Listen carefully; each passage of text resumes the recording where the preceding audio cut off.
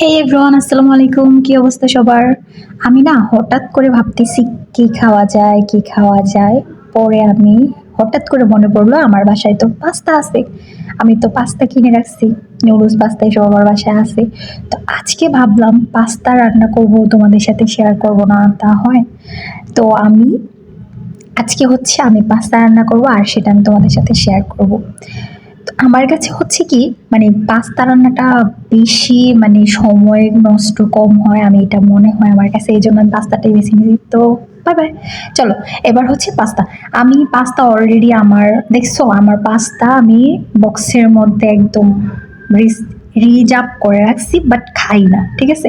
আজকে হঠাৎ করে আমার মনে হয়েছে যে আমি পাস্তা খাবো। এখানে হচ্ছে আমি ধনেপাতা নিছি, 4টা কাঁচামরিচ নিছি, একটা পেঁয়াজ নিছি। আমি অলরেডি পাস্তা দিয়ে দিচ্ছি, পানি আমার গরম হয়ে গেছে। আমার আমি হচ্ছে কি রাতে আর কিছু খাবো না, ঠিক আছে।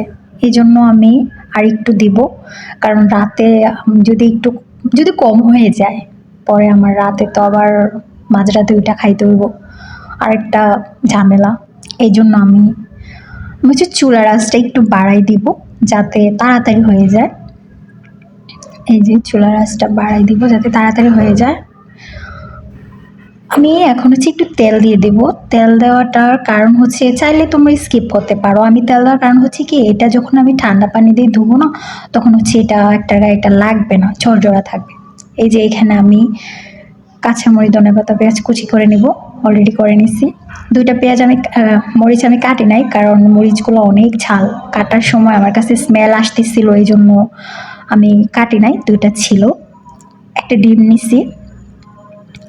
এই সবগুলাই আমার সব কিছু রেডি।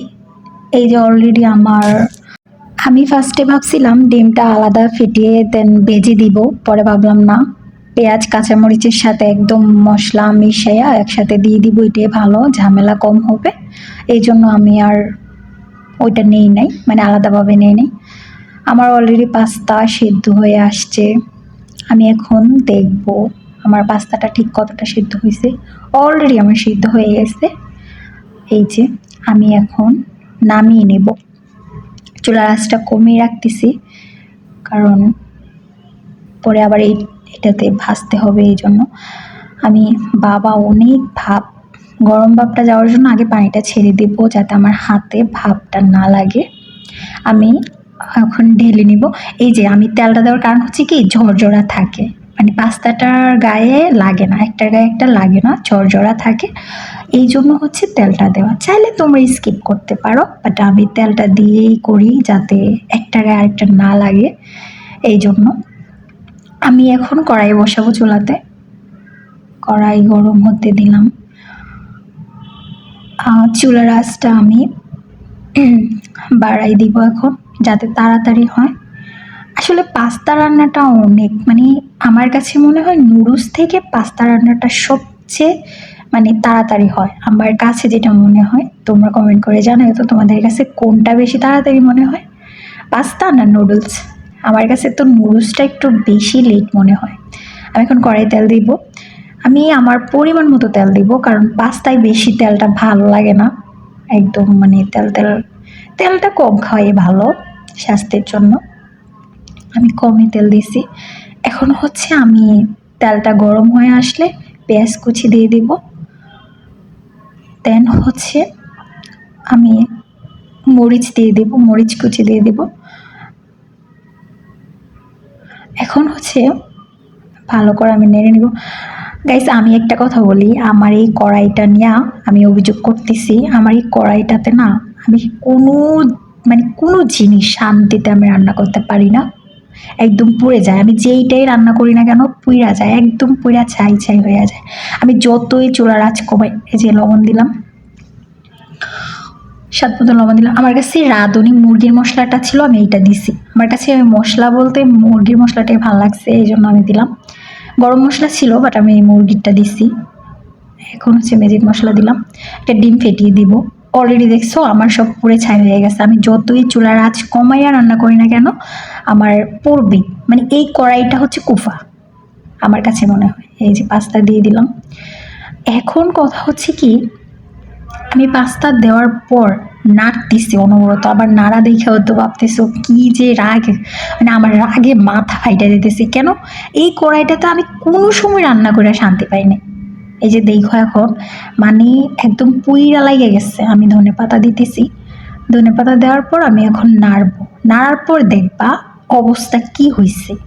অলরেডি লাইগে গেছে, আমি একাতে ভিডিও করতেছি আর একাতে নাড়তেছি, কি করব বলো। আমি সব এই যে আমি এই যে দেখছো একদম লেগে গেছে। আমি পোড়া পোড়া যেগুলো ছিল আমি ফালাই দিছি, কারণ দেখতে খারাপ লাগে আর খাইতেও পারবো না এই জন্য। দেখছো লাইগা একদম অবস্থা খারাপ হয়ে গেছে। এই কড়াইটা আমার জন্য কুফা, আমি এটাতে কখনোই রান্না করে শান্তি পাইনি। কি করব বলো, ভাগ্যে যা আছে তাই, ওই আর কি।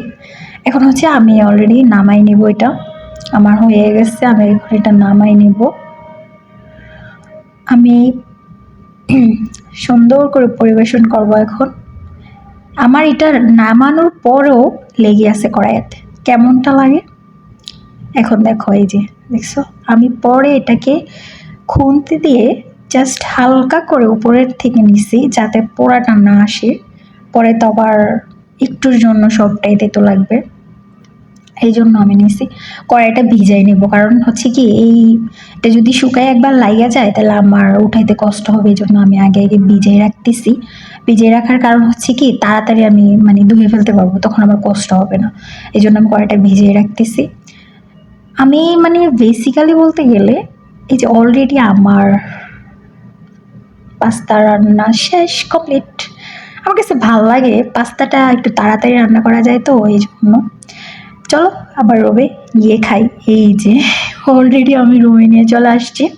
এখন আমি হচ্ছে গরম গরম দোয়া ওটা শীতের মধ্যে পাস্তা, উফ সেই, তোমরাও যদি সাথে থাকতা তাহলে আরো মজা হইতো।